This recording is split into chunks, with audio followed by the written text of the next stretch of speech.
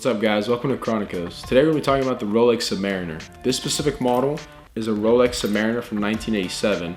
This one is a Surdy dial, which means it's a two-tone model. It has a champagne dial with diamonds on it. And I really want to bring this piece to the attention of people because I feel like it is very, very underrated. If you know the market right now, Rolex stainless steel has shot up like crazy. The vintage pieces are out of the moon expensive. And this one, this is kind of a funky watch. Very, very vintage looking, very 1980s. And the prices on these for what you get in terms of precious metal and material and all that is still actually pretty decent. They're still kind of a value. These on average will go for $10,000 if they've been serviced and they're in good condition, regardless of box and papers. And I think if you're in the Rolex game, you have a couple watches already, maybe you have already some modern Rolexes, you want to get into more of the vintage Submariner game and you don't want to spend stupid money, you can pick up one of these for $10K, in good condition of course. Kind of stand out. This is definitely going to look different than a modern Submariner or even the vintage ones in stainless steel. It's going to be, it's blue, it has diamonds on it, it's two-tone, it has the no-holes case, it's 40 millimeters, it's a very classic size. And I think it's worth investing in it because, as we know in Rolex, if the market at first doesn't like something and then later on people realize, oh, that's kind of affordable, and then they start buying it up, then the prices shoot up again, and it's just the whole kind of ring around the rosy in terms of investment and investing in Rolex. So for me, this piece is super cool. It's super unique. Anytime I wear, it gets stares and all that. People really like the look. It's very classic in that sense. But something to keep in mind, and I tell this to all my clients because I do have a lot of clients that love vintage Rolex, but the other side of the clientele, people who really haven't spent this kind of money on a watch, I always tell them the same thing. I'm like, guys, if you want to buy a nice watch, your first one should be something modern, because this, for example, this Omega Seamaster is a watch built in 2017. This feels completely different than something from the 1980s. I mean, this feels like a toy, and this is precious metal, and this is stainless steel, and this feels way better well built.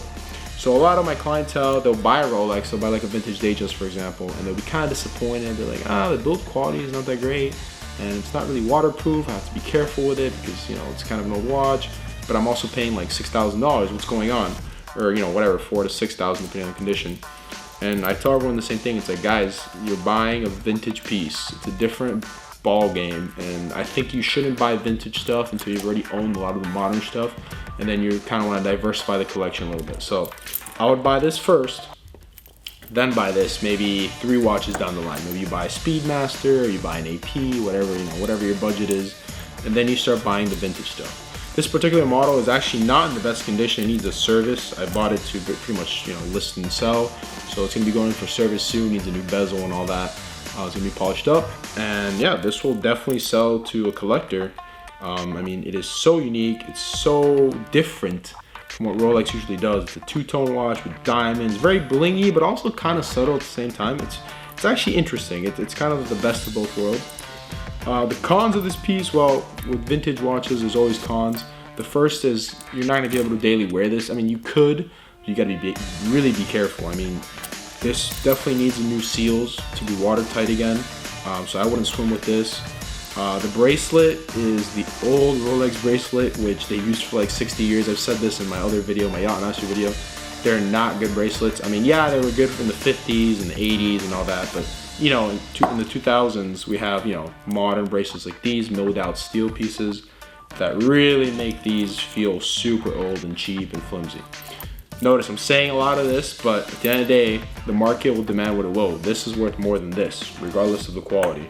So keep that in mind. If you want something that's gonna hold its value and maybe go up, I would pick this up over this if you've already collected a couple pieces, but I wouldn't buy this to actually be your first luxury watch. Unless, you really don't care and you just want the brand name and you want that kind of unique look.